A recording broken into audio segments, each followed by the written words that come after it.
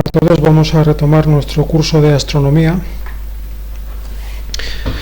ya en el tema 13, que vamos a dedicar a lo que pone ahí planetología, que es la parte de la astronomía que se dedica al estudio de los planetas.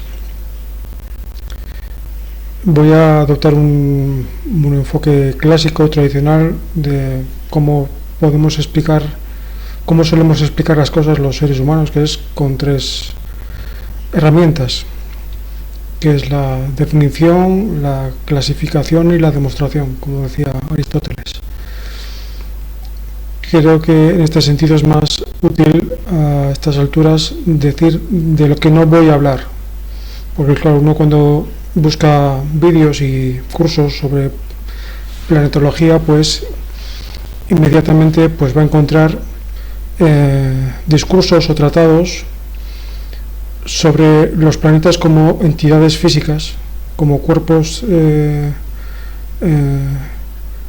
asimilables a la Tierra, que tienen pues una estructura, una función dentro del sistema solar y que tienen una serie de propiedades y características que son asimilables a la geografía o a la geografía terrestre. Entonces pues tenemos Marte con su geodinámica, con sus satélites, con sus propiedades físicas, con sus dimensiones, con sus parámetros, con sus Júpiter, con su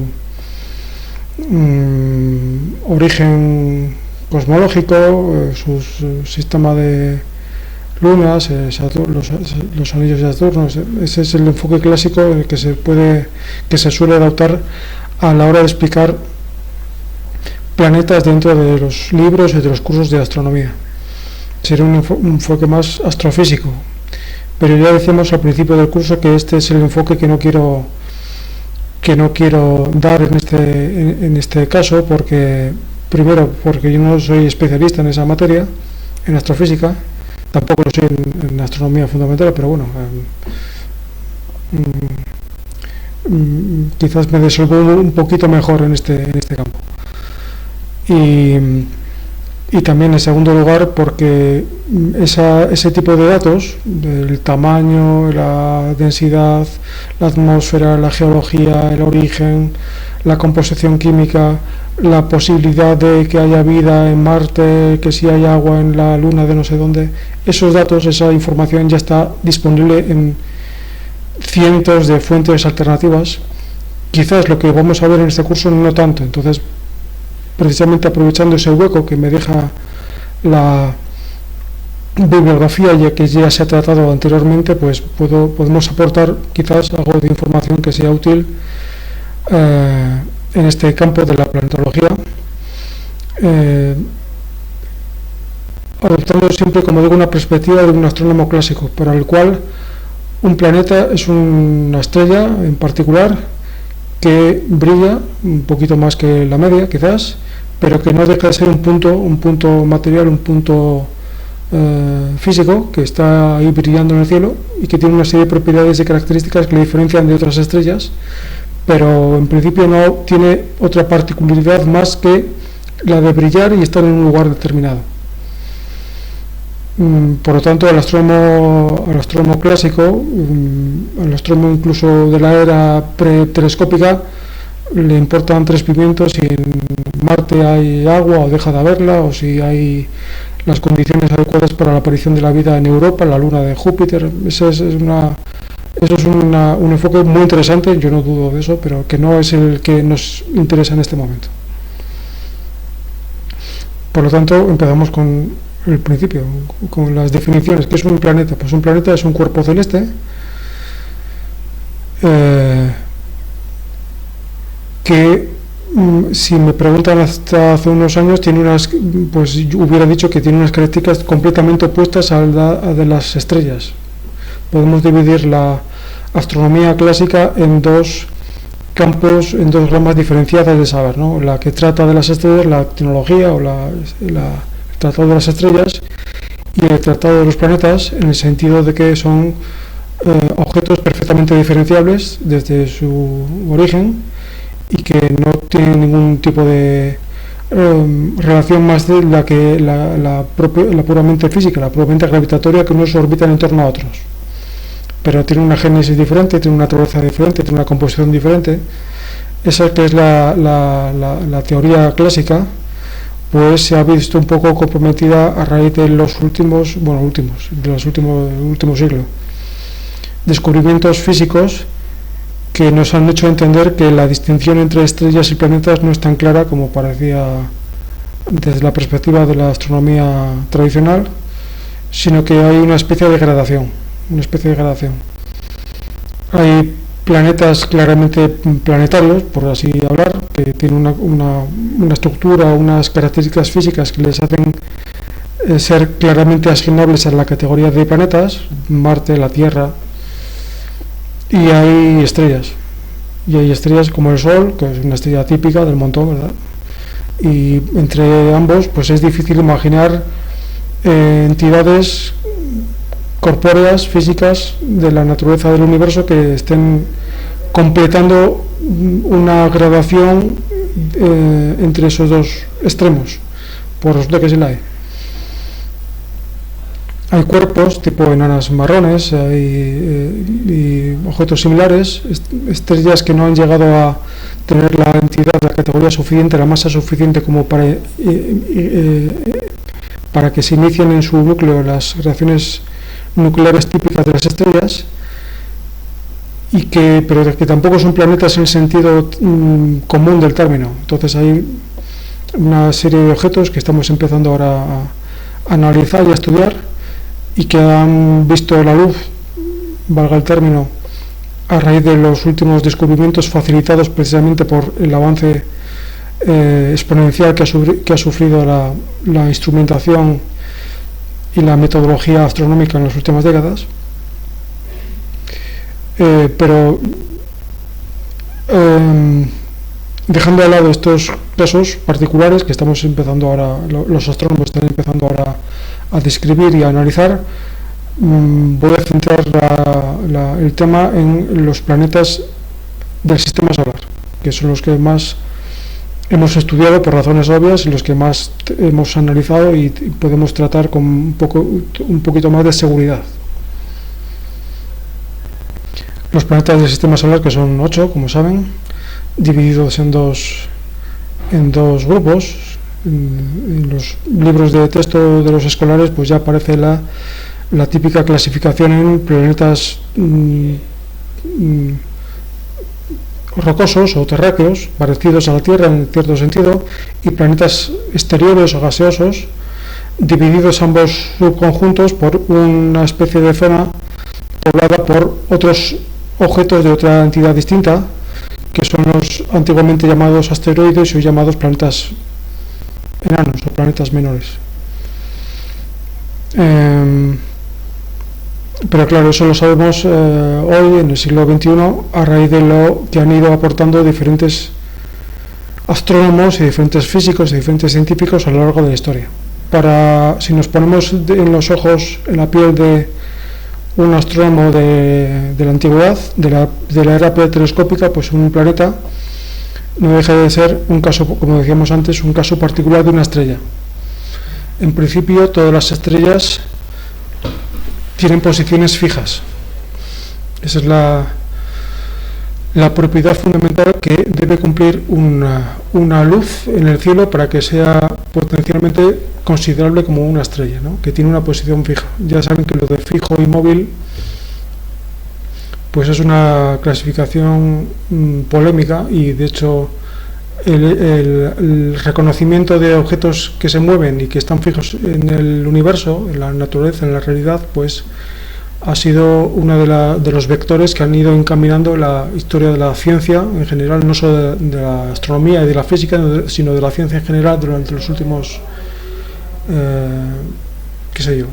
2000 años por lo menos. Porque claro, cuando decimos que si un objeto se mueve o un objeto está quieto, pues claro, hoy sabemos que hay que decir con respecto a qué, porque resulta que el movimiento es relativo, como ya se sospechaba en tiempos históricos y como ya demostró Galileo y como confirmó Alberto Einstein, en el siglo XX. El movimiento es siempre relativo. Aplicando una analogía que se la tomo prestada de mi amigo Pepe Gavilanes, decir que un objeto se mueve o que está quieto es como decir que está a la izquierda o a la derecha. Si le decimos a un amigo, por favor, ponte a la derecha, nos contestará inmediatamente, ¿a la derecha de qué? Porque ya estoy a la derecha de muchas cosas y a la izquierda de otras. Es decir, la distinción entre izquierda y derecha es siempre relativa a algo que tomamos como objeto de referencia, sobre lo cual o con respecto a lo cual nos podemos posicionar o ubicar a la derecha o a la izquierda. Pues bien, el movimiento o la quietud es también una pareja de términos que son siempre relativos. Si le decimos ponte en movimiento a nuestro amigo, pues también nos debería contestar con respecto a qué, porque ya estoy en movimiento. Aunque estoy quieto con respecto a usted, me estoy moviendo con respecto al eje de rotación del mundo, por ejemplo. Me estoy moviendo si nos está hablando a una latitud media, como la de España, pues se está moviendo a no menos de 800 kilómetros por hora, que es el tiempo que tarda un punto fijado en el globo terrestre en dar una vuelta al eje de rotación del planeta en 24 horas.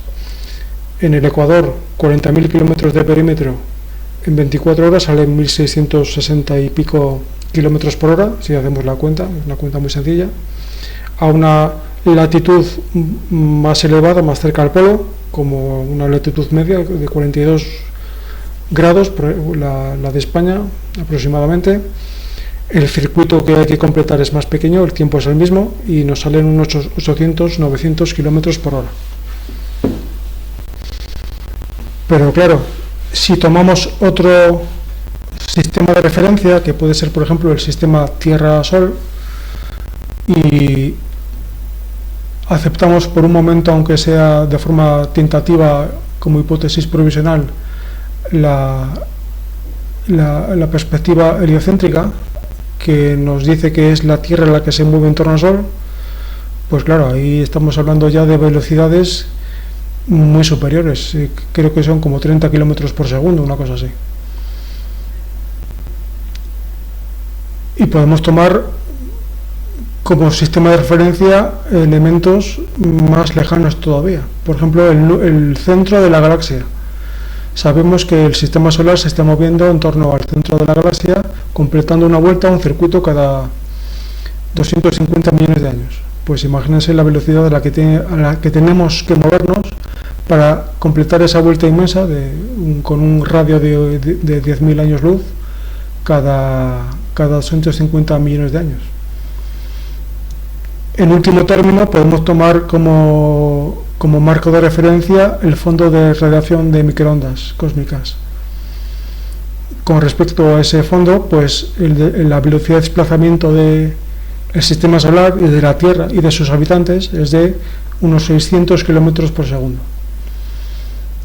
Quiere decir que un objeto, una persona, por ejemplo, situada en la superficie de la Tierra, puede estar quieta con respecto a otras cosas que estén también ubicadas en la superficie del mundo, pero también puede estar en movimiento.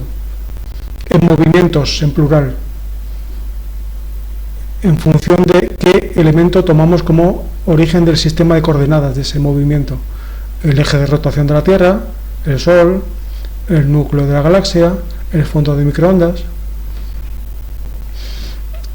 Nosotros cuando hacemos actividades de cara al público siempre hacemos la misma broma, ¿no?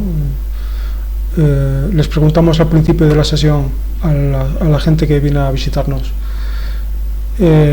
ahora mismo nos estamos moviendo o las estrellas se mueven, y hay gente que contesta que sí y hay gente que contesta que no, y ambos tienen razón, porque claro, yo no he definido todavía con respecto a qué se están moviendo las estrellas. Las estrellas se pueden considerar fijas en el sentido de que no se mueven entre ellas. Quiero decir que la forma de León en la constelación de Leo va a permanecer igual. Hoy sabemos que tampoco es cierto, pero bueno, despreciando el movimiento propio de las estrellas, que no se verifica sino tras decenas o centenares de años, que se puede hacer más o menos visible a simple vista, despreciando ese movimiento propio, podemos decir que la estructura de la bóveda celeste, con su configuración de estrellas formando constelaciones, es constante. Otra cosa es que todas las constelaciones se muevan solidariamente a la vez, aparentemente para completar una vuelta cada 24 horas, como consecuencia de la proyección en el espacio, en el cielo, del propio movimiento de rotación de la Tierra. Pero en el sentido propio en el que lo hemos dicho, las estrellas tienen posiciones fijas, en el sentido de que no se van acercando o alejando unas de otras, tienen posiciones fijas. Pues bien, a esa ley que nos dice que las estrellas tienen posiciones fijas, desde hace ya más de 2000 años, y puede que sean 3000, conocemos ya desde la más remota antigüedad 7 excepciones. 7 estrellas que no son fijas, que no les da la gana de estar fijas, que se mueven y que por tanto se van acercando y alejando a otras estrellas. Estrellas móviles que, para distinguirlas de las estrellas fijas, los griegos las llamaron las estrellas errantes. Errante, que en griego se dice planetes. Por lo tanto, la palabra planeta no es un nombre, un sustantivo, no es que es más bien un adjetivo. Hay estrellas fijas y hay estrellas planeta, o estrellas vagabundas, o estrellas errantes, que se van moviendo. Por lo tanto, esa es la gran distinción que nos permite separar ya en dos mundos independientes las estrellas fijas y los planetas. Las estrellas fijas son fijas, forman constelaciones, figuras constantes en el cielo, y las estrellas planeta que se van desplazando por entre las estrellas de las constelaciones. Claro, pero este es un movimiento relativamente lento, salvo algunos casos que veremos a continuación. Lo normal es que este movimiento no se verifique en una noche. Por ejemplo, si yo me quedo mirando a un planeta durante unas horas, pues posiblemente no me dé cuenta de que se está moviendo, aunque lo está haciendo. Es un movimiento que se puede comprobar a simple vista, quizás noche tras noche, o mejor, anotando la posición del planeta con respecto a las estrellas que tiene alrededor semana tras semana, o mejor mes tras mes, y algunos incluso lo hacen tan lentamente que no podemos comprobar que se ha movido si no distanciamos las observaciones consecutivas incluso varios años. ¿Hay alguna forma, por lo tanto, de comprobar a simple vista si un astro que estoy viendo yo a simple vista por la noche es un planeta, es una estrella? Pues si no queremos perder el tiempo comprobando si se mueve o no, porque esto es solo fácil para algunos casos, pues podemos usar otros trucos. Por ejemplo, nos tenemos que fijar cuánto brilla. Si vemos una estrella muy brillante en el cielo, tiene bastantes papeletas de ser un planeta y no una estrella fija. Pero más que cuánto brilla, nos tenemos que fijar en cómo brilla, porque da la casualidad de que las estrellas planeta, los planetas, no titilan como las estrellas fijas. Aparte de brillar mucho, por término medio, puede que haya en una noche estrellas fijas que brillen más que ciertos planetas, pero lo normal es que si vemos una estrella muy brillante, va a ser casi seguro un planeta, que llama la atención por su brillo, vaya.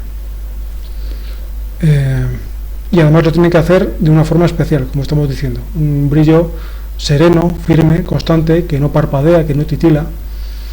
La razón por la cual los planetas no parpadean y las estrellas no es una cuestión ya de física superior, simplemente lo dejo indicado para ver un poco por dónde iría la explicación. Tiene que ver con el hecho de que los planetas tienen tamaños aparentes, invisibles a escala de lo que puede captar el ojo humano, pero sí con un pequeño telescopio nos damos cuenta de que un planeta pues es un pequeño disco luminoso, lo cual no es una estrella. Una estrella, por muchos aumentos que tenga nuestro telescopio con el cual estamos mirando, no deja de ser un punto. Por lo tanto tiene un tamaño angular nulo o despreciable. Un planeta no. Y esa pequeña diferencia hace que los rayos luminosos que proceden de una estrella pues pueden verse perturbados fácilmente por mucho que brille la estrella, porque claro, todos los fotones que están ahora impactando contra mi retina procedentes de una estrella han sido previamente filtrados por las densas capas de atmósfera que cubren la superficie de la Tierra. Sin embargo, si esos mismos rayos luminosos proceden de un disco, por pequeño que sea, pues algunos conseguirán sortear esas zonas de turbulencia o de perturbación atmosférica y otros no. Por lo tanto, seguiré viendo la imagen del planeta sin un excesivo titilar, un excesivo parpadeo, cosa que en una estrella no va a pasar. Por lo tanto, ya tenemos dos trucos para diferenciar a simple vista estrellas y planetas. Además del hecho de que las estrellas se mueven, de que los planetas se mueven y las estrellas fijas no, que son el brillo y el hecho de que no parpadean, no titilan. Y además tenemos un tercer truco, que es que las estrellas, los planetas, siempre van a aparecer en una determinada región del cielo. Es imposible ver un planeta en otra constelación del cielo que no sea una del conjunto de 13, ya conocido desde la más remota antigüedad. Hay 13 constelaciones que forman una banda continua que da la vuelta al cielo, 180 grados, una familia particular de constelaciones. De las 88 constelaciones que ahora mismo la Unión Astronómica Internacional reconoce en el cielo, hay 13 de ellas especiales que son las adecuadas para que en ellas habiten o se vayan moviendo los planetas, que son las famosas constelaciones zodiacales, que todo astrónomo debería conocer. Se llaman zodiacales, de eso de zoo viene porque todas ellas, o casi todas ellas, tienen figuras de animales o de personas, tanto reales como mitológicas. Tenemos un carnero, que es Aries, un toro, Tauro, un león, Leo, un cangrejo, Cáncer, una doncella, Virgo, una balanza, que es la única que no es una figura animada, porque es posterior, que es Libra. Libra procede de la escisión en dos de la siguiente, que es Escorpión, por parte del amigo Julio César. Libra, Escorpio, un sátiro, una especie de centauro de dos patas, Sagitario, un monstruo marino, mitad cabra, mitad pez, Capricornio, un muchacho, un efebo sirviendo agua, Acuario, y unos peces atados por la cola. Esas son las 12 constelaciones zodiacales, que es Piscis. Esas son las 12 constelaciones tradicionales del zodiaco, más el Serpentario o Fluco, que es la 13ª famosa constelación, y que es tal porque los planetas pasan por ella. Entonces no son 12, sino que son 13, más bien. Por lo tanto, ya sabemos que un planeta es imposible que lo veamos sobre la Osa Mayor, por ejemplo. Por muy brillante que sea, por poco que titile, ese objeto no puede ser un planeta, porque los planetas están obligatoriamente paseándose por alguna de las constelaciones del zodiaco. Ese es el fundamento entre comillas, como saben, del horóscopo, ¿no? De nuestros queridos colegas, los astrólogos, pues llevan muchos años viviendo de este cuento, ¿no? De que son capaces de predecir la psicología o la personalidad, el comportamiento o el futuro de las personas en función de la posición de los planetas el día de su nacimiento. Si Saturno estaba en Acuario y la Luna estaba en Cáncer y el Sol, ya saben, ese tipo de historias. En particular hacen especial mención de la posición del Sol, ¿no? Porque ahí vemos la Tierra girando en torno al Sol. Claro, en función de la época del año, del mes del año, pues veríamos, si fuéramos capaces de ver a través del Sol, qué constelación está atravesando el Sol en cada momento. Y ese es el signo del horóscopo de cada persona, ¿no? La constelación del zodíaco de esas 13, donde estaba posicionado el Sol el día de nuestro nacimiento. Entonces, si una persona es como yo mismo, que se supone que soy Piscis, ¿eso qué significa?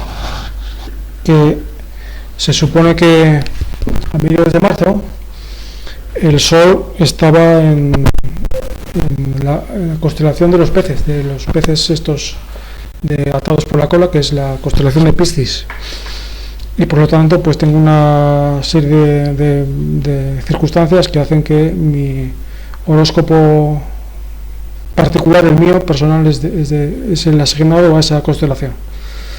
Veremos en algún momento que esto no es así, pero bueno, en principio ese es el fundamento teórico el fundamento, entre comillas, ya me entienden, de la astrología, la posición del Sol el día de nuestro nacimiento.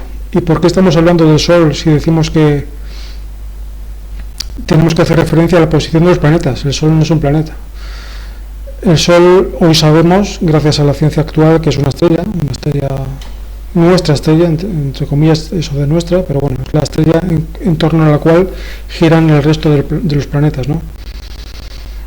Claro, visto desde la perspectiva de la astronomía clásica, el Sol es un planeta, porque cumple las características de los planetas, en el sentido de que es un astro del cielo, un astro brillante, ni que decir tiene, el más brillante de todos, tan brillante que cuando está el presente nos deslumbra tanto que el resto de astros desaparecen, no titila, ni que decir tiene. Y además se va moviendo por el cielo por las constelaciones del zodiaco, sin salirse ni un ápice, y por lo tanto no deja de ser un planeta. Otro planeta que hoy no llamamos planeta, pero que sí lo es para un astrónomo griego, es la Luna. La Luna también es un astro del cielo, nocturno o diurno, según se mire, brillante, no titila y también se va moviendo. Es decir, no está fijo en ninguna constelación en concreto, sino que las va recorriendo las 13 constelaciones zodiacales, en este caso una vez al mes, ¿no? Las recorre todas. Con el Sol y la Luna tenemos los 5 planetas clásicos, que son Mercurio, Venus, Marte, Júpiter y Saturno, ¿no? Ya sabemos después que con el telescopio se descubrieron Urano, Neptuno, etcétera, pero esos son los 5 planetas clásicos, más el Sol y la Luna forman los 7 planetas que reconocía la astronomía clásica hasta bien entrado el siglo XVIII, ¿no?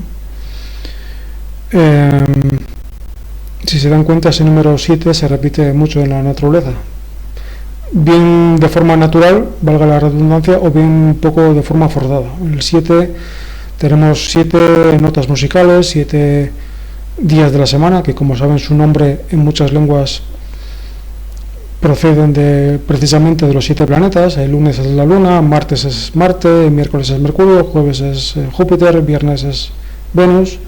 La palabra sábado no viene de Saturno como le correspondería, sino que viene de Sabbat, el día de descanso judío, pero sí viene, por ejemplo, en inglés, que se dice Saturday, que es literalmente día de Saturno, al igual que Sunday es día del Sol y Monday es día de la Luna, como aquí en castellano, que es luna, que es lunes.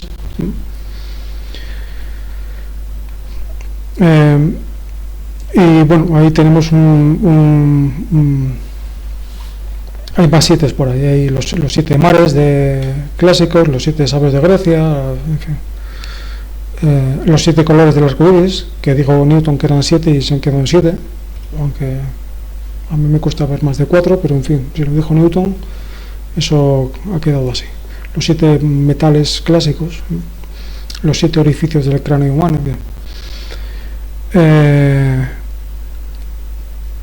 A esa lista, en el siglo XVIII se unió Urano, en el siglo XIX Neptuno, y tenemos el caso particular de Plutón, que los que sean veteranos como yo, pues recordarán haber estudiado 9 planetas, ¿no? Los 8 hasta Neptuno, más un 9º planeta descubierto en el año 1930, que es Plutón, y que en el año 2006, creo que fue, que se rebajó por votación popular dentro de la Asamblea de la Unión Astronómica Nacional, rebajarlo y llamarlo planeta enano, junto con otros como Ceres y demás.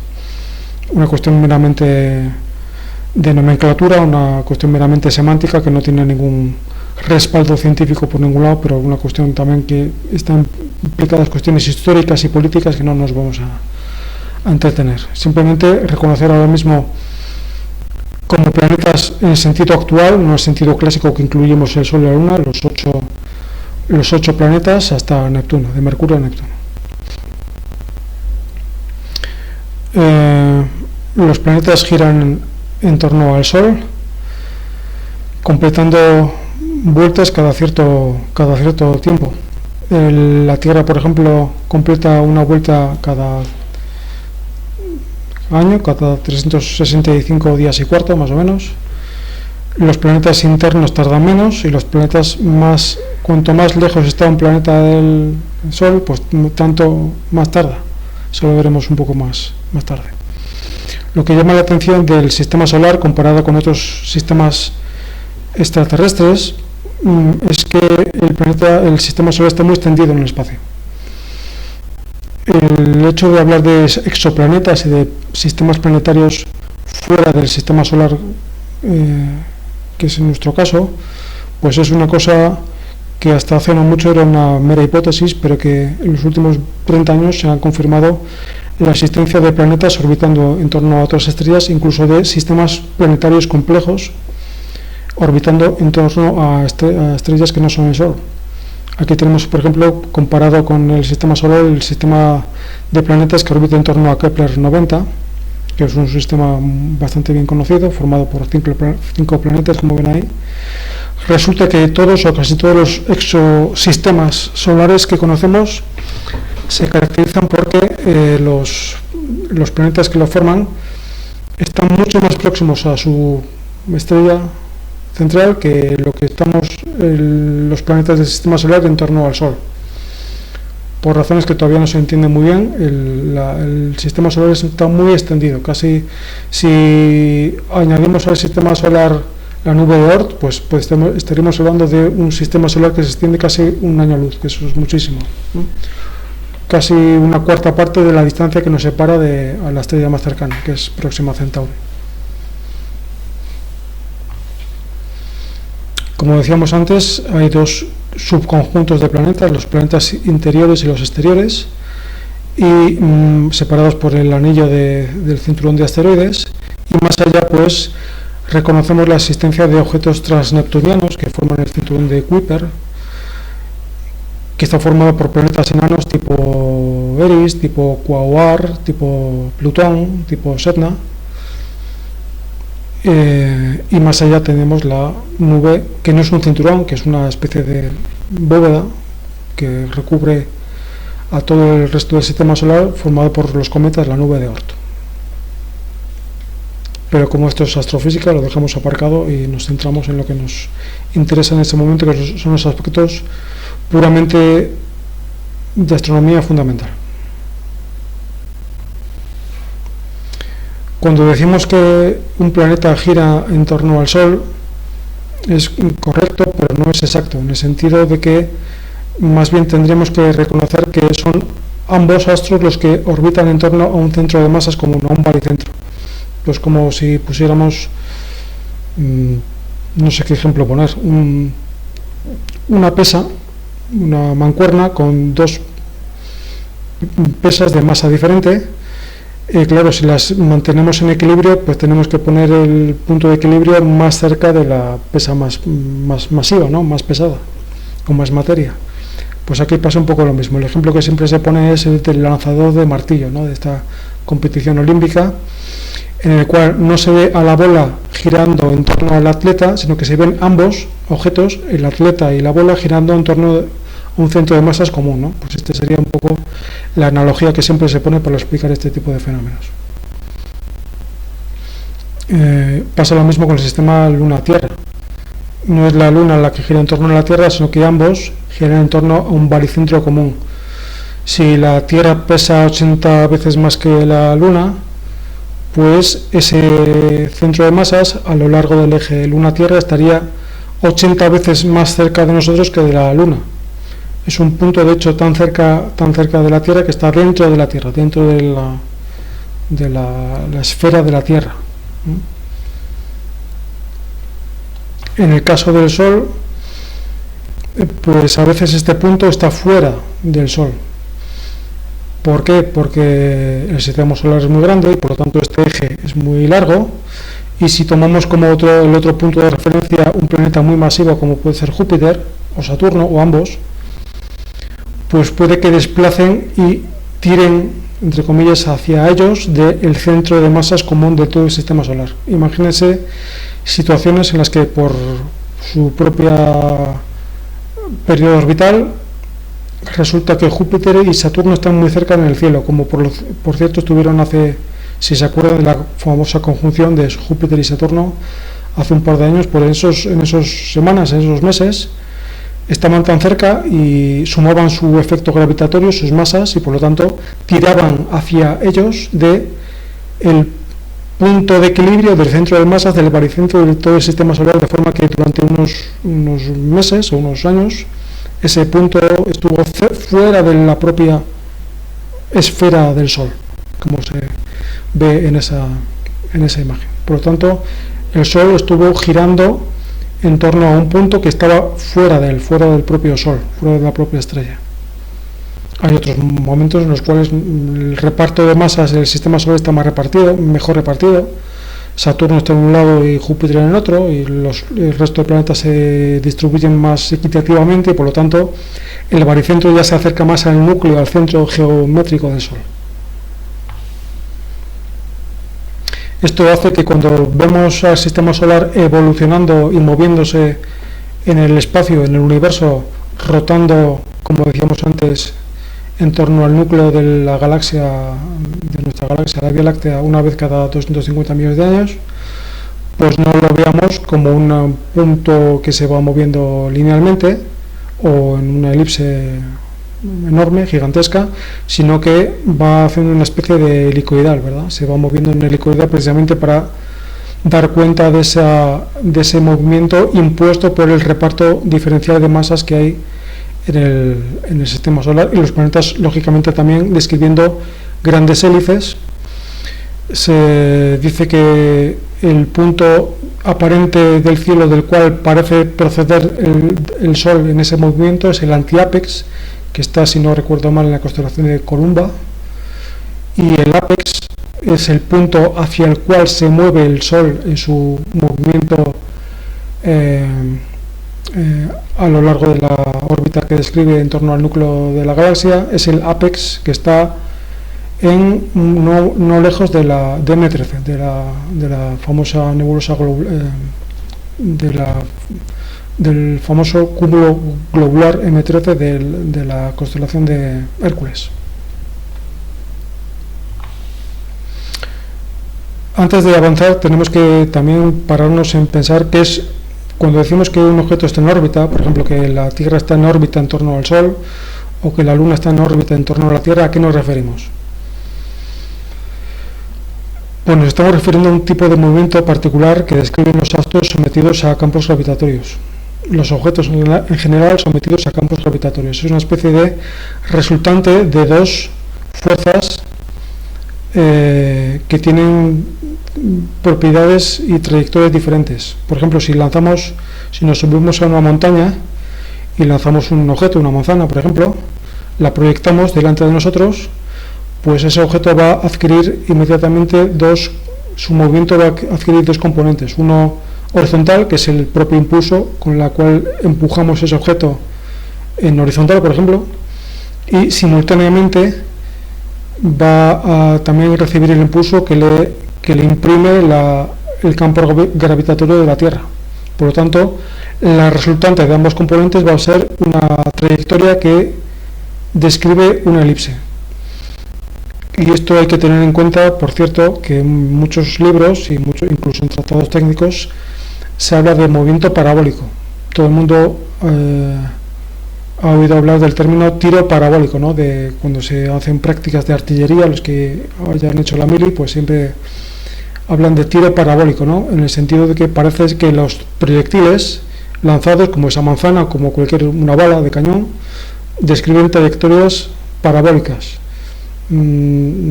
Sería más correcto hablar de trayectorias elípticas, porque lo que describe el movimiento que mejor describe esa trayectoria no es una parábola, sino que es una elipse.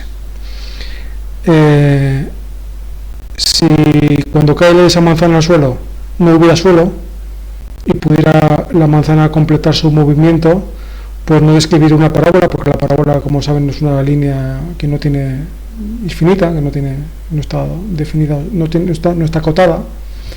Sí lo está la elipse. El movimiento que describiría esa manzana si no hubiera suelo, si redujéramos la Tierra a un mero punto material en el centro de la Tierra actual, pues veríamos que esa manzana describe una elipse y que vuelve a su punto de partida completando un circuito cada X tiempo, cada X segundos o minutos o horas, lo que fuera. Por lo tanto, hay que hablar más bien de movimiento elíptico. Resulta que cuando la trayectoria, el impulso que le damos a la manzana o al objeto es lo suficientemente importante como para compensar la curvatura de la propia Tierra, pues podemos ver cómo ese objeto completa una circunferencia completa, una circunferencia entera en torno al centro de gravedad de la Tierra, y hemos dicho y diríamos entonces que completa una órbita. Hemos puesto ese objeto en órbita. El tiempo que tarda un objeto en órbita en completar una órbita depende exclusivamente, bueno, no es así del todo, pero para efectos prácticos podemos decir que depende casi exclusivamente de la altitud a la cual está completando esa órbita. Si esa órbita, me refiero a puestos en la superficie de la Tierra, de nuestra Tierra. Si esa órbita la completara teóricamente, porque en la práctica no puedo hacerlo, pero si lo hiciera teóricamente a ras de suelo, es decir, si reducimos la Tierra a un objeto esférico perfecto y sin atmósfera para evitar el rozamiento, y pusiéramos un objeto en órbita a ras de esa superficie, pues completaría una órbita en unos 84 minutos aproximadamente, independientemente de la masa de ese objeto, de esa manzana o de esa cosa. Es decir, en tan solo 42 minutos se pondrían nuestras antípodas y necesitaría otros 42 para completar la segunda mitad de la vuelta y volver a su punto de partida. Si ascendemos un poquito más y ponemos ese objeto en órbita a una altura como la de la Estación Espacial Internacional, que son unos 300 kilómetros más o menos, pues necesitaría un poquito más de tiempo. En vez de 84 minutos para completar una vuelta, necesitaría 90 minutos, que son los que realmente completa la estación espacial. Dense cuenta de que también este tiempo es independiente de la forma que tenga esa órbita. Podemos asumir una órbita más o menos circular, en forma de circunferencia, pero también emplearía exactamente la misma cantidad de tiempo una órbita elíptica, siempre que la distancia, la altitud media de esa órbita fueran esos 300 kilómetros que hemos dicho. Por lo tanto, cuanto más alta está esa órbita, tanto más tiempo necesita ese objeto para completar una vuelta entera. Si nos ponemos a 30.000 kilómetros, pues a esa altitud, el tiempo que requiere un objeto para dar una vuelta en torno a la Tierra es exactamente el mismo que tarda la propia Tierra en dar una vuelta a sí misma. Es la famosa órbita geoestacionaria. Si colocamos un objeto, un satélite, por ejemplo, a esa altitud y lo ponemos en órbita, pues tardaría en dar una vuelta en torno a la Tierra lo mismo que tarda la propia Tierra en dar una vuelta en torno a sí misma. Para los observadores situados justo debajo de ese satélite, pues verían un punto, si es que ese satélite se puede ver a simple vista, que no veo por qué no, si la orientación de los paneles es la adecuada como para que brille y se vea a simple vista, pues verían desde Ecuador, por ejemplo, un punto en el cenit que no se mueve, es decir, que no cambia de altura ni tampoco de azimut, está siempre ahí. Se va moviendo con respecto a las estrellas que pasan por el fondo, pero ese punto tendría siempre las mismas coordenadas altazimutales. Sería un satélite geoestacionario. Y si seguimos subiendo de altitud y nos ponemos, por ejemplo, a unos 350 o 400.000 kilómetros de altura con respecto a la Tierra, pues los objetos situados a esa órbita tardarían unos 27 días y medio o 28 días en dar una vuelta en torno a la Tierra. Estaríamos a la altura de la órbita de la Luna, que es precisamente lo que tarda nuestro satélite en dar una vuelta en torno a nosotros.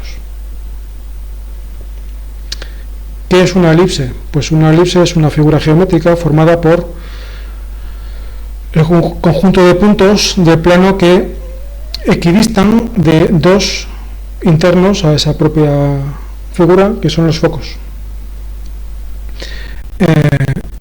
La distancia combinada, sumada, de las que separa a cualquier punto de la elipse de esos dos focos, es decir, si sumamos ambos segmentos, veremos que nos da una constante. Y esta propiedad ha sido empleada pues para facilitar un método de trazado muy usado en dibujo técnico. Todo el mundo en la escuela yo creo que ha dibujado una elipse aprovechando ese truco, ¿no? Ponemos dos alfileres en un folio y le atamos un cordón, un hilo holgado, y con la punta del lápiz pues vamos trazando una elipse, de forma que como la longitud del cordón no cambia, lo único que cambia es la proporción de un segmento a otro, pero la longitud total no cambia. Entonces el sumatorio de ambos segmentos del cordón pues es la distancia que separa cada punto de ambos focos. La elipse es una figura que está representada por doquier en todo el universo. Todos los objetos que están en órbita unos con otros describen elipses. Elipses más o menos excéntricas, la excentricidad es la distancia entre los dos focos, o, para hablar en términos más populares, como de achatada es esa elipse. Una elipse con una excentricidad nula pues sería una circunferencia en la cual los dos focos coinciden en el centro de la circunferencia, ¿no? Pero no deja de ser un caso particular de una elipse un poco degenerada, ¿verdad? Porque es una que está reducida a lo que es una circunferencia. Las leyes de Kepler, que son las que, como todo el mundo sabe, definen el movimiento de los planetas, pues son tres. La primera de ellas nos dice que los planetas describen elipses en torno al Sol, en este caso. Lo que voy a explicar de las leyes de Kepler y en general del movimiento de los planetas se aplica a cualquier par de objetos que estén orbitando uno en torno del otro. Por ejemplo, también es aplicable a el sistema Tierra-Luna o satélite-planeta, sea el satélite el que sea y el planeta el que fuera, ¿no? Porque las características físicas, las propiedades dinámicas del sistema no cambian. La primera ley de Kepler nos dice que el movimiento de los planetas se puede describir como una elipse en uno de cuyos focos está el Sol. Esto es un caso muy exagerado porque no hay planetas en el sistema solar que tengan una órbita tan elíptica, tan excéntrica, pero para ejemplificar el caso pues se usa esta especie de diagrama en el cual el Sol está en un foco y en el otro no hay nada.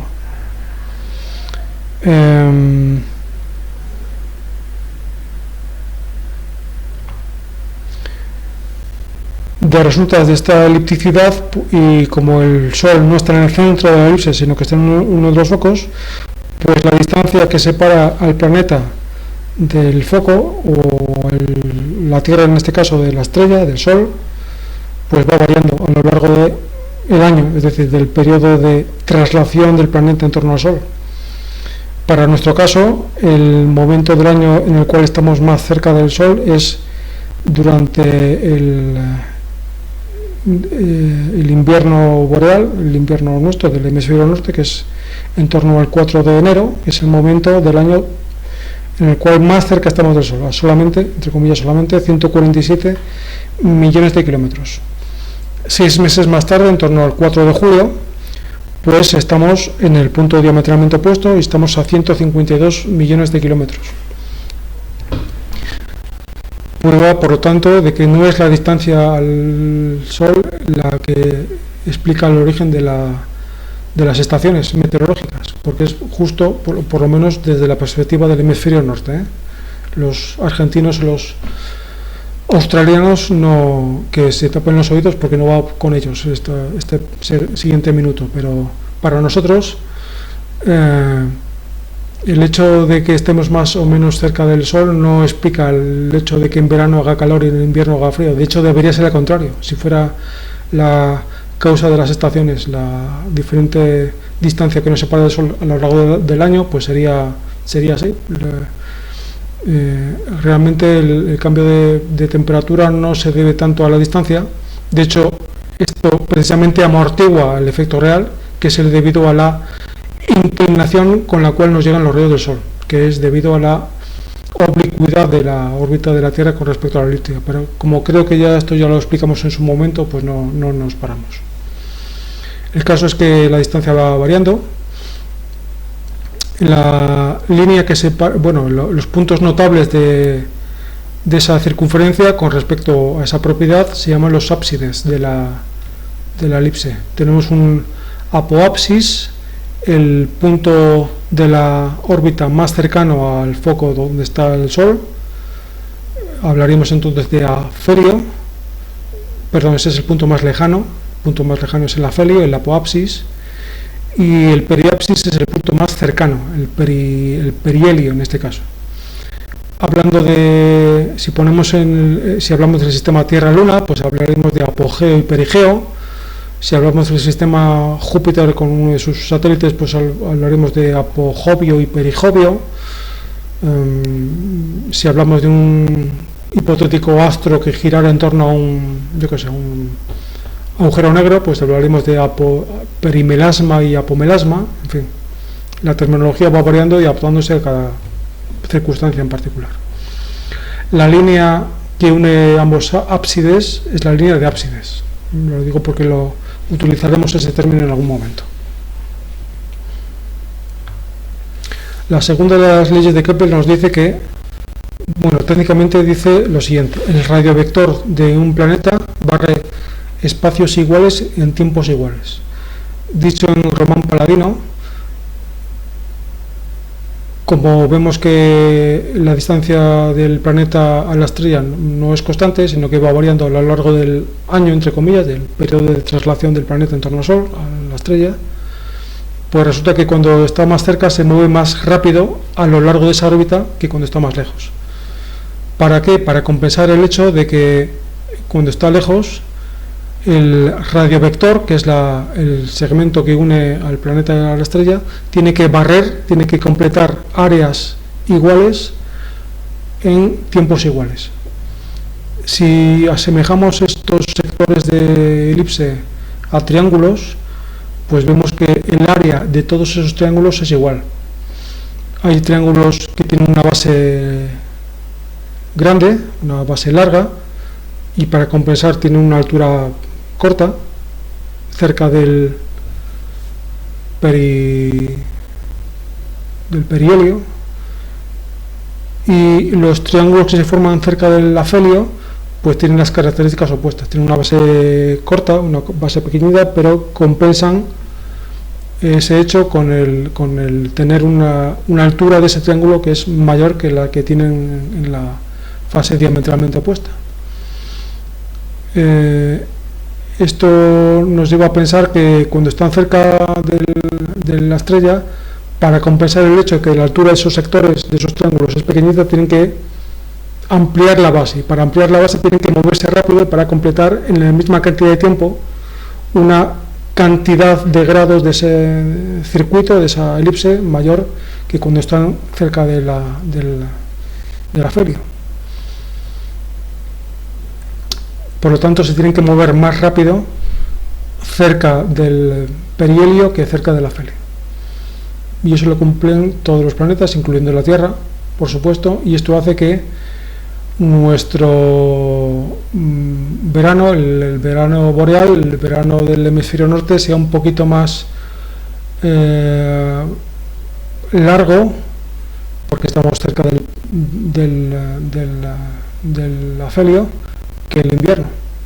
Afortunadamente es una diferencia de unas horas o unos días, pero se da esta circunstancia, porque vamos más despacio en verano, cuando estamos cerca del afelio, el 4 de julio, que en invierno, que vamos un poquito más rápido. Por lo tanto, como vamos más rápido en invierno, pues nos despachamos el invierno más rápido, y eso pues acorta un poco, abrevia un poco el periodo del año destinado a esta estación meteorológica. Y la tercera ley de Kepler, que nos dice que el cuadrado del periodo que emplean los planetas en orbitar en torno al Sol es proporcional al cubo de la distancia media que lo separa del Sol, que es otra forma de decir lo mismo que la segunda ley. La segunda ley se aplica a un planeta en concreto, diciendo que cuanto más cerca está del Sol, más rápido va, pero si ampliamos esta explicación a dos objetos diferentes, también funciona, en el sentido de que los planetas más cercanos al Sol emplean menos tiempo en completar una órbita que los más lejanos. Uno podría decir, bueno, claro, esto es evidente porque el más lejano tiene que completar una órbita más larga. El ejemplo que se me ocurre ahora mismo es el de las pistas de atletismo, ¿no? Evidentemente la pista interna es más corta que la pista externa, y de hecho, si se dan cuenta, los tacos de salida en las competiciones de carreras se disponen de tal forma de que compensen esa diferencia, esa pequeña diferencia en distancias, adelantando un poco al corredor que corre por la pista externa, claro, para que la distancia que recorren todos ellos sea la misma, ¿no? Pues bien, los planetas externos no tardan más tiempo en dar una vuelta en torno al Sol por el hecho de que sean planetas externos, que también, sino porque además van más lentos, es decir, recorren menos grados, menos cantidad de distancia, de grados, si lo medimos en distancias angulares, por unidad de tiempo que los planetas interiores. Es decir, Saturno no tarda 30 años en dar una vuelta al Sol solamente porque está muy lejos del Sol y su circuito es muy largo, más que el de la Tierra, que también, pero sobre todo porque además de que tiene que recorrer una distancia más larga, lo hace de forma más lenta que la propia Tierra, que tarda solamente un año. Los periodos de traslación de los planetas, no sé si hay alguna imagen aquí para explicitarlo, pero la Tierra tarda un año, Marte 2 años y pico, Júpiter 12 años, Saturno 30, Urano creo que son 84, es decir, va siendo proporcional, pero no una proporción directa, sino una proporción que nos da la escala que nos proporciona precisamente la tercera ley de Kepler, que nos dice que,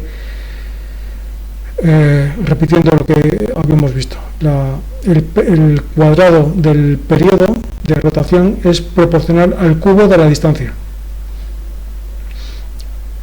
O si lo prefieren sin términos matemáticos, cuanto más lejos está un planeta del Sol, tanto más despacio va en su propia órbita, tanto más tarda en completarla. Los planetas no solamente dan vueltas en torno al Sol, sino que dan también vueltas en torno a sí mismos. Aquí tienen los periodos y los parámetros de rotación de los 8 planetas. La Tierra tarda en dar una vuelta en torno a sí misma un día, con una inclinación orbital, es decir, el ángulo que forma el eje de rotación con respecto al plano de traslación es de 23 grados y medio. Curiosamente, Marte tiene un periodo no muy disimilar, de un día y pico, de un día y medio, de un día y media hora, de casi 25 horas. y el ángulo de inclinación de su eje de rotación con respecto a su eclíptica, a su plano de traslación, es también bastante similar, es de 25 grados y pico. Júpiter da vueltas muy rápido, a pesar de que es el planeta más grande del sistema solar. Yo creo que es el que menos tarda, o más o menos, sí. Tarda solamente 10 horas en dar una vuelta en torno a sí mismo. Solo en Júpiter el día solamente dura 5 horas y la noche 5 horas. De hecho, por el hecho de ser el planeta más grande y por ser también precisamente que gira más rápido, la enorme fuerza centrífuga que se ha ido acumulando a lo largo de los millones de años ha hecho que Júpiter haya adquirido un aspecto oblongo. No es una esfera perfecta, sino que es una esfera muy achatada por los polos, también lo es la Tierra. Pero se ve especialmente bien en Júpiter, incluso con un pequeño telescopio nos daremos cuenta de que Júpiter no es un planeta perfectamente esférico, sino que está muy achatado por los polos, precisamente por ese movimiento de traslación de rotación tan rápido que tiene. Así como cosas curiosas, pues diremos que Mercurio tarda casi 2 meses en dar una vuelta en torno a sí mismo, mucho más. Bueno, el caso de Mercurio es curioso porque antiguamente se pensaba que era un planeta que tiene una rotación anclada a su traslación, es decir, que siempre estaba presentando la misma cara al Sol, al igual que el caso Luna-Tierra. Por una cuestión de atracción gravitatoria, la Luna presenta siempre la misma cara a la Tierra, y eso mismo se pensaba que pasaba con el caso de Mercurio y de Venus, porque claro, la atracción gravitatoria del Sol es mucho más intensa que la de la propia Tierra con respecto a la Luna. Hoy se ha visto que no, que ya con las primeras observaciones por radar de los años 60 y 70, pues ya se comprobó que Mercurio sí que rotaba, sí que tiene una rotación sincronizada en 2/3 con respecto a su traslación, pero bueno, sí que rota.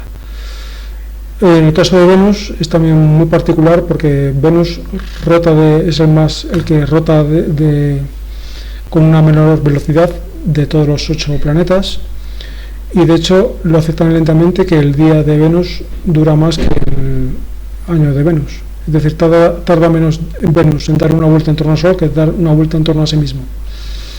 Y además lo hace al revés que los otros planetas. Si los otros planetas vistos desde el Polo Norte tienen sentidos antihorarios, como la Tierra, por ejemplo, directos o antihorarios, Venus lo hace en sentido horario. Muchos prefieren pensar que su sentido de rotación es también directo, lo que pasa es que está invertido el planeta, es decir, que el polo norte apunta hacia abajo, entre comillas, hacia el sur de la Tierra, por ejemplo, y el polo sur lo hace hacia arriba, o hacia el polo norte de la Tierra. Sea como fuera, eso se supone que es por el resultado de un impacto de un planetoide hace miles de millones de años que volteó el sentido de giro del planeta, pero bueno, en cualquier caso se da esa circunstancia. Así como curiosidades, diremos también que el caso de Urano, que tiene una inclinación orbital extrema de casi más de un ángulo recto, es decir, que si los planetas como la Tierra giran más o menos como Marte, giran así, pues resulta que Urano gira así. Como está el sentido de giro está totalmente ladeado, es decir, su eje de rotación está tumbado y es casi paralelo al plano de traslación de Urano. Plutón, por cierto, gira como si fuera una lavadora, así también, con un eje también tumbado, lo que pasa es que el eje de rotación apunta cerca del Sol, no como Urano. Y como todo cuerpo sometido a rotación, pues está sometido a las mismas leyes físicas y por lo tanto en todos los planetas se da, como el reparto de masas no es totalmente homogéneo dentro del planeta, pues también habrá precesión. Aquí saben que la precesión de la Tierra consiste en ese balanceo que afecta a la orientación hacia a qué estrella apunta el eje de rotación del mundo y que se completa una vuelta cada 26 milenios. Eso también, con otros parámetros, lógicamente afecta al resto de planetas del sistema solar. Y también cambios en el ángulo de inclinación que hemos visto, que no es constante, aquí tampoco lo es 23 grados y medio de media, pero a veces es de 22, a veces es de 24 y pico, en ciclos de, como ven ahí, 40 y pico mil años. Y también están sometidos los planetas, incluyendo la Tierra, a cambios en la elipticidad o en la excentricidad, en cómo de achatada es la elipse que describen en sus periplos en torno a la estrella. Y también va variando. Esos cambios en la precesión, en la elipticidad, en la oblicuidad, en la excentricidad, son los responsables, como sabemos, de los cambios seculares que han acontecido en la Tierra y en el resto de planetas en cuanto a su climatología, en la temperatura media, aunque quizás dediquemos un tema exclusivamente a explicar esto. Pero vamos, que lo que nos compete a nosotros ahora es entender que las perturbaciones orbitales que hemos descrito para la Tierra también afectan, como no puede ser de otra forma, al resto de planetas. Posiciones privilegiadas o puntos notables a lo largo de la órbita de un planeta. Pues tenemos, si hablamos de los planetas internos, es decir, de los planetas que están más próximos al Sol que la Tierra, que son Mercurio y Venus, pues tenemos dos que a lo largo de su órbita en torno al Sol pues tienen varios puntos notables. Uno podría ser de la conjunción inferior, que es en el momento en el cual se alinean el planeta con la Tierra y el Sol, estando el planeta en el centro de esa posición. Es decir, hay un alineamiento Tierra-Venus, por ejemplo, Sol. Ese sería el momento de la conjunción inferior. Y claro, aquí nos encontramos con un caso similar al que explicamos en la sesión anterior de los eclipses, ¿no? ¿Y por qué? Si se produce un alineamiento en una conjunción inferior, ¿por qué no vemos el planeta justo delante del Sol? A veces se ve, a veces no. Si se ve, estamos hablando de un tránsito. Lo que pasa es que no todas las conjunciones inferiores desembocan en tránsitos. Precisamente por la misma explicación por la cual veíamos que no en todas las lunas nuevas hay un eclipse de Sol,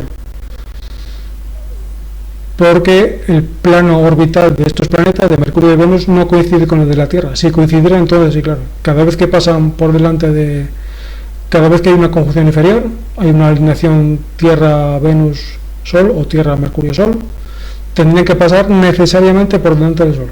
Si los planos fueran coplanares, el plano orbital de la Tierra coincidiera con el de Venus, cada vez que pasa Venus por delante del Sol sería en una conjunción inferior. Como sabemos que esto no ocurre, se tienen que dar varias circunstancias. Primero, que hay una conjunción inferior, y segundo, que Venus o Mercurio estén pasando por su nodo, por el punto de la línea de intersección de contacto entre los planos orbitales de los respectivos planetas. Si se da la casualidad de que se concurren ambas circunstancias, entonces sí que veríamos a Mercurio o a Venus pasando por delante del Sol, que se llama un tránsito. Los tránsitos de Mercurio acontecen de media cada 8 años, una cosa así. Los tránsitos de Venus, quizás dediquemos también otra sesión a hablar de esto, pero ya les adelanto que los tránsitos de Venus son fenómenos totalmente excepcionales, con una media de una vez cada 2 siglos, una cosa así. El último fue en el año 2004, que tuvimos ocasión de ver, y es un fenómeno realmente excepcional. Ver un planeta bastante grande, es decir, con un telescopio se ve que es un disco, Venus es un planeta parecido a la Tierra en tamaño y no está muy lejos, está a unos 40 millones de kilómetros de nosotros en el momento de la conjunción inferior, por lo tanto se ve que es un disco que está paseándose por delante del disco solar en los famosos tránsitos. La posición diametralmente opuesta, que sería la conjunción superior, pues sería el momento en el cual la alineación es en el sentido Tierra, Sol, planeta. Tierra, Sol, Mercurio, Tierra, Sol, Venus. Es decir, en el momento en el cual Venus o Mercurio están pasando por detrás de eso, por la espalda de eso, por así decirlo. Un momento, fenómeno astronómico que lógicamente es invisible porque es un fenómeno que, claro, que afecta al Sol, y el Sol, cuando está por delante de cualquier cosa, pues la tapa, evidentemente. Mercurio y Venus van cambiando de fase a lo largo de su órbita por la misma razón por la cual la Luna también va cambiando de fase a lo largo de su órbita, en función simplemente de por dónde le está llegando el Sol visto desde la Tierra. Cuando está en conjunción inferior, el Sol está iluminando la cara oculta, la cara que no vemos del planeta, de Venus, por ejemplo, y por lo tanto dejamos de verlo. Si fuera un tránsito, pues veríamos un disco negro. ¿Por qué? Porque la parte iluminada de Venus es precisamente la que está en la cara opuesta, en la cara que no vemos desde la Tierra. En momentos diferentes, si pudiéramos ver a Venus en una conjunción superior, pues le veríamos un Venus lleno, como si fuera una luna llena, pero referido a Venus. Lamentablemente está el Sol delante, no permite verlo, pero en cualquier otro momento, antes o después de esa conjunción superior, pues veríamos a un planeta Venus con una fase muy avanzada, como si fuera el equivalente a una luna gibosa, una fase gibosa de Mercurio de Venus cuando está pasando, cuando va a pasar o cuando ya ha pasado por detrás del Sol. Y veremos lúnulas cuando se está acercando a la conjunción inferior. Lúnulas cada vez más finas, más pequeñitas. Cambios de fase que van combinándose con cambios en el tamaño aparente del planeta, porque cuando se va acercando, cosa que para otros planetas ya nos da un poco igual porque están tan distantes que los cambios en tamaño angular ya son prácticamente inapreciables, pero en Mercurio y sobre todo en Venus se ven bastante bien. Como el planeta va cambiando de tamaño aparente, lógicamente, a medida que se va acercando a la Tierra. Cuando se va acercando a una conjunción inferior, el planeta va perdiendo fase, cada vez las fases son más pequeñitas, pero va ganando en tamaño angular, de forma que más o menos una cosa se compensa con la otra, y la magnitud, el brillo aparente que tiene el astro desde la Tierra, pues no varía mucho. Hay otros dos momentos notables a lo largo de la órbita de Mercurio y Venus, que son las máximas elongaciones oriental u occidental respectivamente, que son los puntos de la órbita donde la alineación es en el sentido de formar un ángulo recto, Sol, planeta, Tierra, que son, como ven ahí, los momentos en los cuales el planeta adquiría una fase de un cuarto creciente, o el equivalente a un cuarto creciente o un cuarto menguante respectivamente. Refiriéndonos, si hacemos el mismo razonamiento por un planeta externo, para un planeta más lejano al Sol que la propia Tierra, pues veríamos que hay también 4 puntos notables a lo largo de la órbita, que son la posición, el momento en el cual la alineación es del tipo Sol, Tierra, planeta, por ejemplo Sol, Tierra, Marte, es el momento de la posición, y el momento diametralmente opuesto, que es cuando el planeta está pasando por detrás del Sol, que es la conjunción. Aquí ya no se habla de superior, sino simplemente de conjunción, porque el caso opuesto es la oposición. Dos cosas. Primero, el hecho de que un planeta esté en oposición no significa, a veces sí, pero lo normal es que no, que sea el momento en el cual se produce la mayor aproximación a la Tierra. No va a estar distante mucho tiempo, muchos días o muchas horas, pero no tiene por qué coincidir. Coinciden si las líneas de ábsides de ambos planetas, de la Tierra y del planeta, coinciden, son paralelos. Pero como esto es difícil que ocurra, salvo en algún momento excepcional, lo normal es que no coincidan también en el tiempo, el momento de la posición y el momento de máximo acercamiento. Va a ser un par de días quizás antes o un par de días después, pero lo normal es que no coincidan. Y dos, el momento en el cual están formando un ángulo recto, es decir, no están alineados, sino que el planeta adquiere su máxima distancia angular posible con respecto al Sol, vistos desde la Tierra, se llaman las cuadraturas, oriental y occidental, respectivamente, que es el momento del año del planeta, del periodo orbital del planeta, en el cual los planetas desarrollan su máxima cantidad de fase visibles de la Tierra. Resulta que, también en contra de la creencia popular, los planetas externos también tienen fase, como lo tienen Mercurio y Venus. No tienen una fase casi siempre es una fase próxima a la fase llena, pero en ciertos momentos del su periodo orbital, en las cuadraturas, por ejemplo, llegan a tener fases gibosas que son apreciables como tales con un telescopio desde la Tierra, porque si se dan cuenta es el momento del año en el cual la luz del Sol incide de forma más tangencial, más oblicua al planeta, y por lo tanto hace que parte de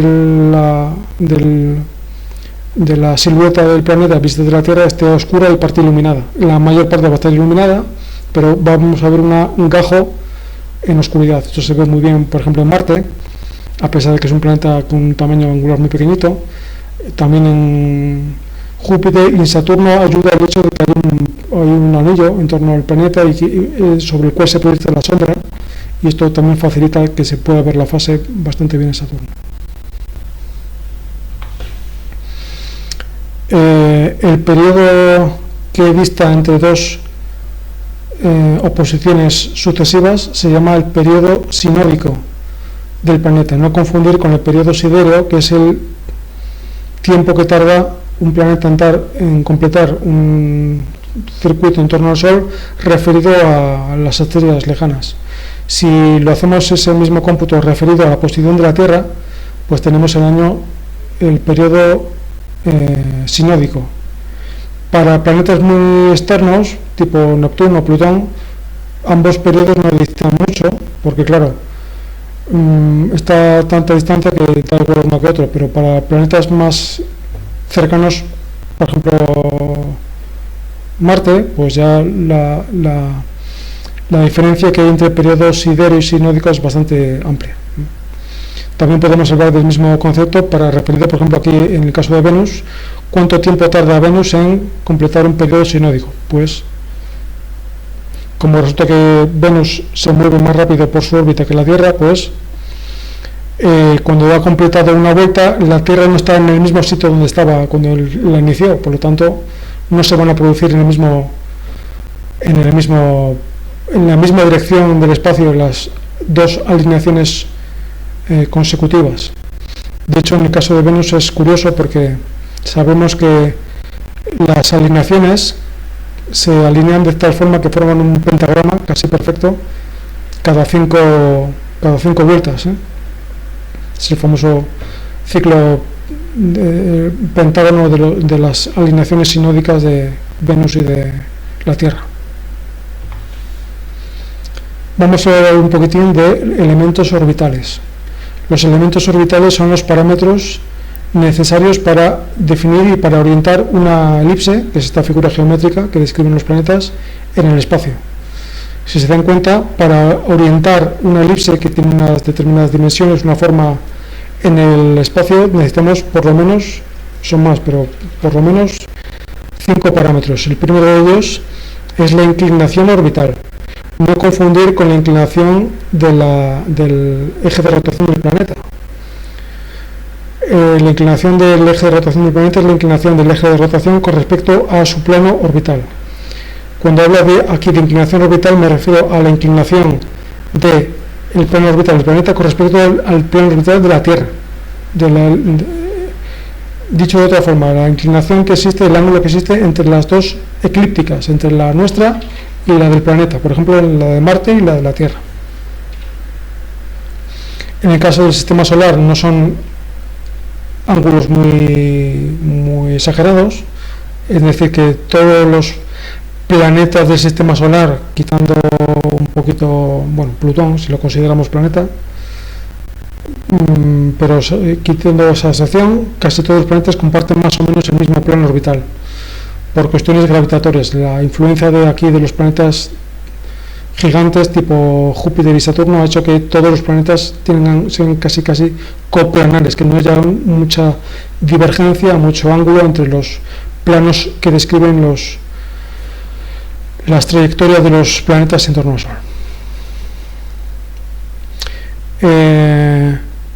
La intersección entre el plano orbital del planeta y el plano orbital de la Tierra es en estos puntos que llamamos los nodos, el equivalente a los nodos de la Luna que veíamos en sesiones anteriores.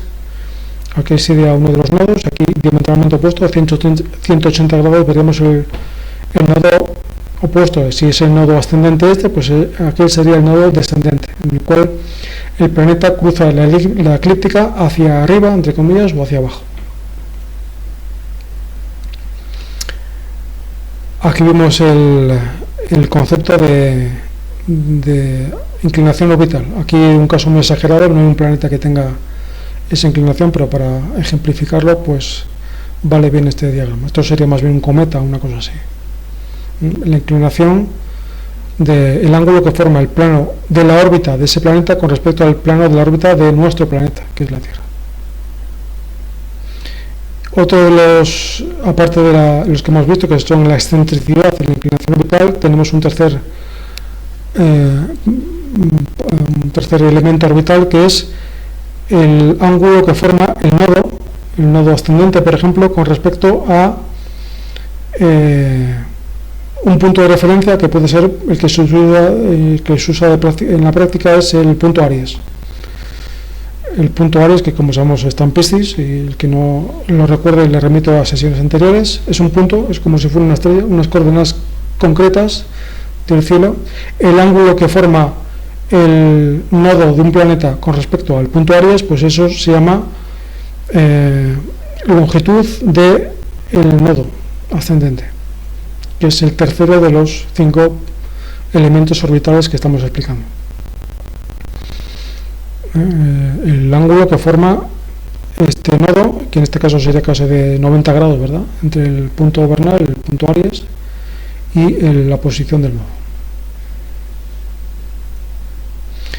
Fíjense que he hablado de longitud del nodo, podría hablar también de ascensión recta del nodo, pero aquí se suele referir más bien a coordenadas referidas a la eclíptica más que al ecuador de la Tierra, ¿eh? Por lo tanto, es preferible hablar de longitud y latitud que de ascensión recta y declinación, que serían los equivalentes para el caso de las coordenadas ecuatoriales. Y el cuarto de los elementos orbitales es la distancia angular, el ángulo que forman el nodo con respecto al perigeo, el periápside en general del astro. Aquí también pues sería, si este es el nodo ascendente y el periapsis está aquí más o menos, pues este ángulo, también de unos 90 grados más o menos, pues sería el argumento del periapsis, del perihelio de ese planeta.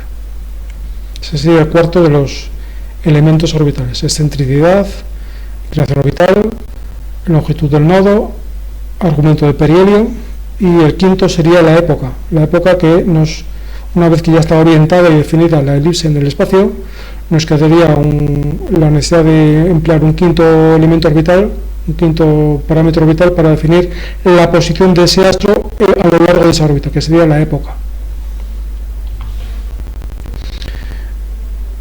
Todo el mundo sabe que entre Marte y Júpiter hay un espacio que no está vacío, que está poblado por una serie de objetos que antiguamente se llamaban asteroides, hoy se han rebautizado como planetas menores, planetas enanos, algunos de ellos, como los que tienen así forma esférica, Ceres, por ejemplo, y que en contra también de la creencia popular no forman un anillo compacto de rocas que están casi chocando unas con otras. Esa es la imagen que nos han popularizado los tebeos y las series de ciencia ficción.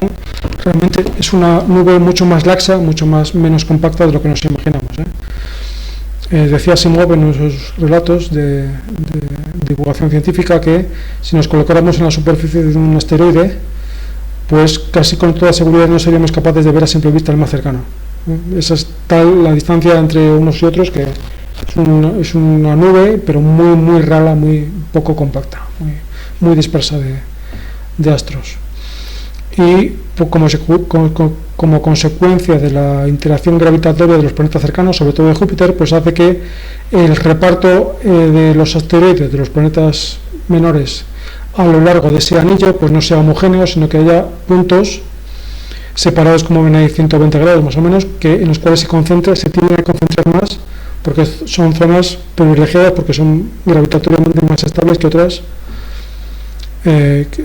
formando nubecitas, que son, por ejemplo, el caso de los asteroides troyanos, ¿no?, cuya posición está perfectamente delimitada que están en resonancia o en coordinación con la posición de Júpiter, sobre todo a lo largo de su órbita, ¿no?, y que los va delimitando como si fuera un pastor con las ovejas, ¿no?, las va delimitando dónde son los puntos a lo largo de esa órbita que son especialmente estables para que se coloquen ahí los asteroides, los planetas menores. Sin embargo, la característica, la propiedad más notable que ya llamó la atención a los primeros astrónomos es el hecho de que los planetas, definidos como estrellas errantes que se mueven, no lo hacen siguiendo trayectorias lineales, como podía ser el caso, sino que lo hacen de una forma un poquito extraña.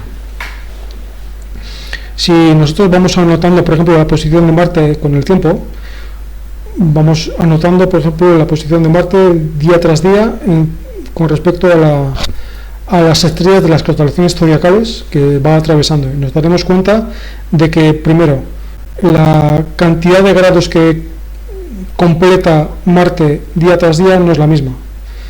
A veces va acelerando, a veces va frenando, y a veces frena tanto que incluso se llega a detener.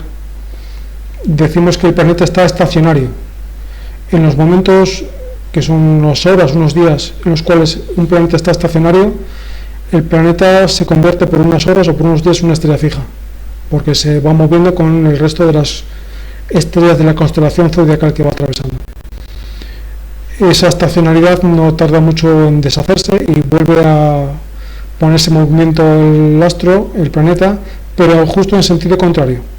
Si antes el movimiento propio del planeta era de oeste a este, como es el movimiento propio de los astros, pues durante un breve periodo de tiempo, que puede ser unas semanas, unos meses, el planeta retrograda, es decir, se mueve en movimiento hacia el oeste, como el resto de las estrellas, a diferente velocidad, pero en ese sentido, de este a oeste.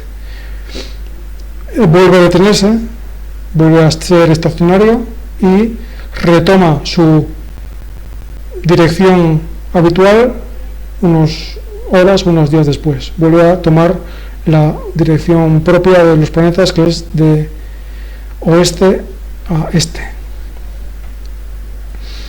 Describiendo bucles, a veces es un bucle cerrado, a veces es una especie de S, en función de los parámetros orbitales que hemos visto, pero esto llamó la atención ya desde antiguo a los astrónomos, y de hecho la explicación de este fenómeno tan curioso pues ha sido también uno de los elementos de los vectores que han trazado la historia de la astronomía durante los últimos siglos. ¿Cómo demonios explicar esto? Primero, ¿por qué? Y luego inventar algún sistema, algún mecanismo físico que, independientemente de que entendamos la causa, pues consigamos predecir de alguna forma qué posición va a tener un planeta en el tiempo, en el pasado y en el futuro. Saben que históricamente se propusieron dos explicaciones a este fenómeno. La preponderante, hasta bien entrado el siglo XVI, más bien, era la explicación propuesta por el astrónomo de la antigüedad, Ptolomeo, ¿no?, el sistema tolemaico. Para Ptolomeo, el hecho de que los planetas retrogradaran, con dos excepciones, el Sol no retrograda, el Sol completa una vuelta en torno a la Tierra, aparente, claro, una vez al año, moviéndose 1 grado por día. Si recorre 360 grados en 365 días y cuarto, pues recorre más o menos 1 grado al día, pero no retrograda, es decir, no Una vez que avanza ya no retrocede a la estrella de la constelación anterior, ¿no? Y la Luna tampoco. La Luna tarda 28 días en dar una vuelta a la Tierra y tampoco retrograda. Recorre, pues eso, 13 grados al día, media constelación al día, perdón, 2 constelaciones al día, y tampoco retrograda. Los planetas interiores, Mercurio y Venus, retrogradan cuando están en conjunción inferior, es decir, acercándose hacia la línea Tierra-Sol, y los planetas exteriores, Marte, Júpiter, Saturno, lo hacen cuando están cerca de la oposición. ¿Cómo explicaba Ptolomeo la retrogradación de los planetas? Pues de esta forma tan ingeniosa. Él pensaba que los planetas orbitan en torno a la Tierra, pero no definiendo un círculo simple, sino que lo hacen a su vez en una pequeña circunferencia cuyo centro es un punto de la órbita del planeta. Es lo que se llama un epiciclo. Un epiciclo es una figura auxiliar, una circunferencia auxiliar, cuyo centro es un punto de la órbita circular, para Ptolomeo las órbitas son circulares, del propio planeta. De forma que si sumamos, si concatenamos, si asociamos ambos movimientos, el movimiento del planeta a lo largo de ese epiciclo y del epiciclo en torno a la Tierra, pues hay veces en las cuales el planeta aparentemente desde la Tierra parece que avanza, pero habrá otros momentos cuando está en la parte baja del epiciclo que parece como que retrocede, ¿no? Siempre visto desde la perspectiva de la Tierra. Y de esa forma tan ingeniosa, Ptolomeo consiguió explicar la retrogradación de Marte, de Júpiter y de Saturno, haciendo más o menos grande el epiciclo y haciendo uso de otros artefactos geométricos. Por ejemplo, tuvo que dar cuenta también de que el centro de la órbita del planeta no era la Tierra, sino que era un punto no muy lejano a la Tierra, pero que no coincidía con la propia Tierra, era el ecuante. Haciendo una explicación más o menos compleja, haciendo uso de diferentes ecuantes, epiciclos, esferas, tal, pues consiguió dar cuenta más o menos de forma bastante realista, en el sentido de que inventó un mecanismo predictivo útil para la predicción de la posición de los astros de forma retroactiva y también adelantándose a la propia posición de los planetas propiamente dicha. Un sistema, en definitiva, que duró cientos de años y que, si fue sustituido por el sistema heliocéntrico, no fue porque el heliocentrismo de Copérnico y Galileo propusiera unas predicciones mejores, sino porque era un sistema más parsimonioso, explicaba lo mismo, pero sin hacer uso de tantos artefactos geométricos hipotéticos. ¿Cómo explica Copérnico y Galileo la retrogradación de los planetas desde una perspectiva heliocéntrica? Pues atendiendo al hecho de que la órbita de la Tierra, desde la cual estamos contemplando esa retrogradación, es más corta, más pequeña, y por lo tanto hay momentos del año en los cuales en la posición la Tierra adelanta al planeta, a Marte, por ejemplo. Y para nosotros, desde nuestra perspectiva particular, parece que es el planeta el que está retrasándose, moviéndose en sentido contrario.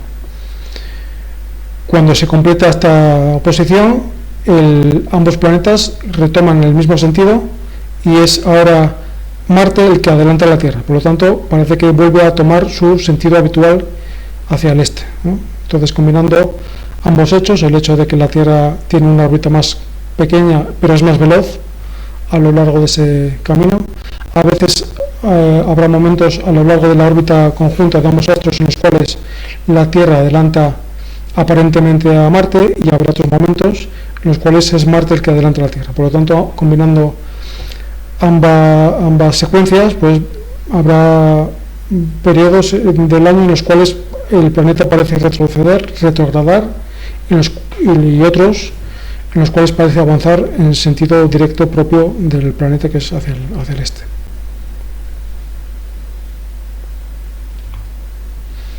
Esto mismo visto